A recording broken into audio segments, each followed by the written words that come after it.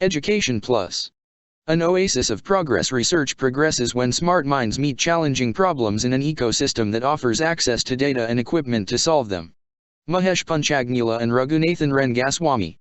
Research and development, R&D, activities foster innovation, herald technological advances, and ultimately promote economic growth.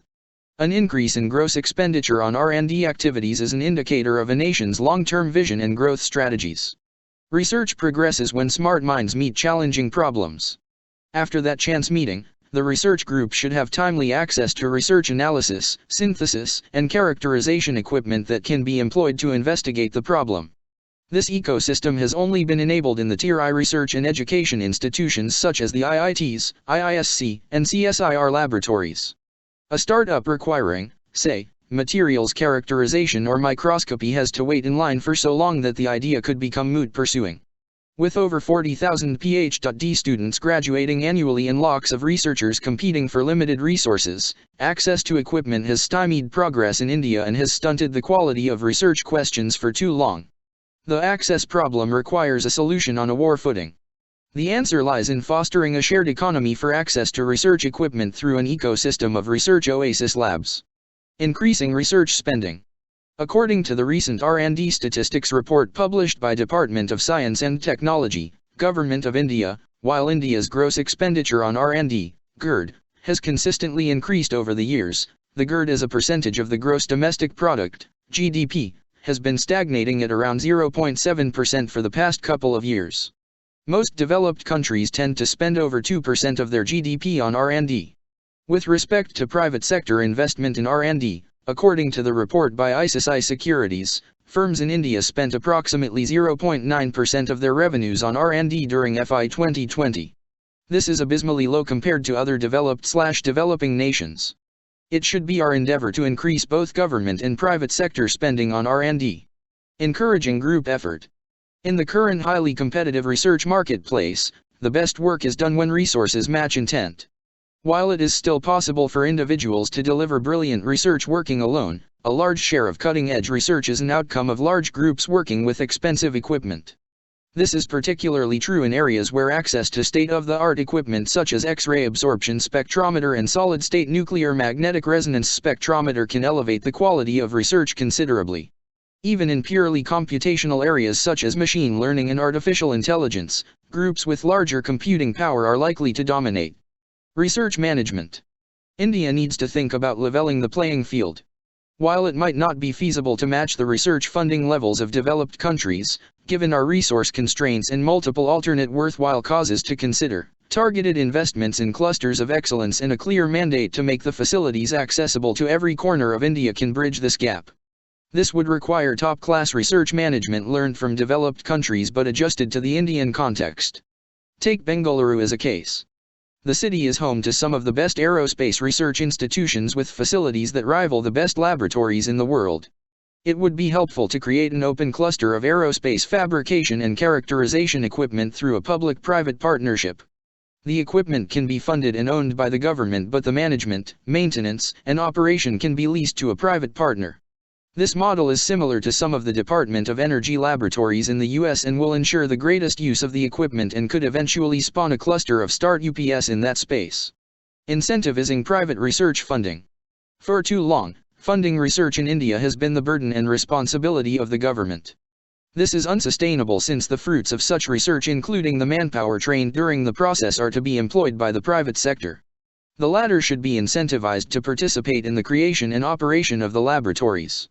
For example, CSR funds towards the creation of the RO laboratories can be given tax incentives similar to Section 35, 2AA, of the IT Act, which has now lapsed.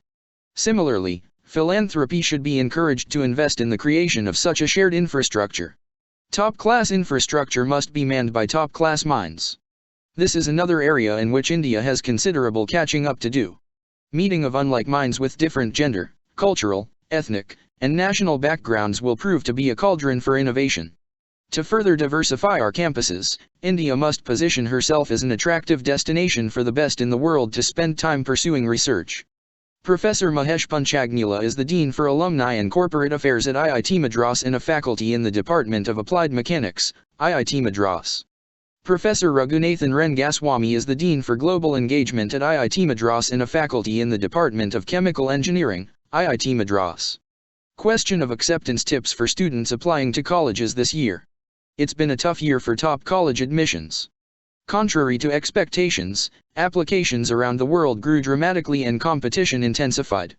In the US, some universities saw a surge in applications and a plummeting of acceptances. In the UK, UCAS had a 20% surge in early international applications outside the EU. Liberal arts universities in India saw a 20 to 30% increase in applications. Why did this happen? Test optional policies were the primary motivators. As standardist test got removed from the picture, the focus turned to the student, especially those from disadvantaged backgrounds.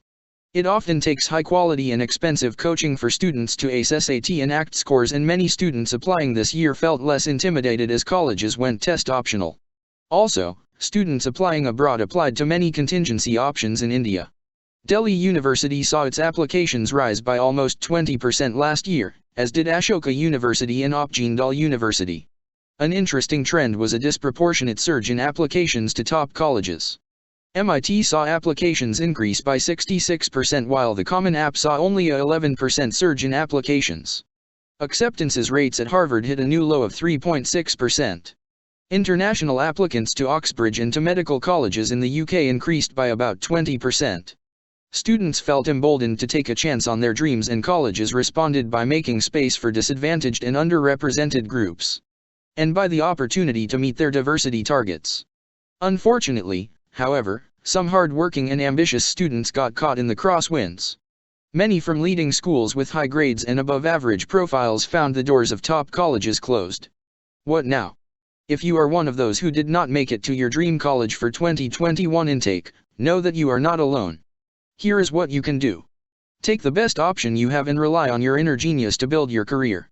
Economists Alan Kruger and Stacey Dale's research indicates the correlation between a college's ranking and a student's earning is close to zero if you adjust for school grades, student ambitions, SAT scores, and parental background. Simply put, that means that students who performed well in school and standardist tests were ambitious and came from enabling family backgrounds and performed well in life irrespective of which college they finally went to. If your heart is still set on a top college, consider a gap year. The world is full of projects and internships that can bolster your profile, and this gives you the time to rejig your college list and carefully choose colleges in this new environment. If you are applying in 2021 for 2022 intake, consider these points. Be conservative in your college lists. Top colleges are flooded, but the next levels are still looking for great students and ready to share financial aid and scholarships. So, set your sights a little lower but maximize your potential in that zone. Focus on your grades compared to testing. Good grades in these tough times stand out, and testing is often optional. Given how few people get to take the tests, high SAT and ACT scores also have less value than before. Take advanced placement exams to showcase your profile better. Build depth in your projects. As applications become more competitive, students need to work harder to stand out. So conduct research, raise funds, write, create content, code, design, connect with people. Do more of one thing, rather than many small things. Make your essays deeper and more authentic. Research the colleges, find the courses that interest you and what type of student they value. Basically, do more of what you would do ordinarily for your application.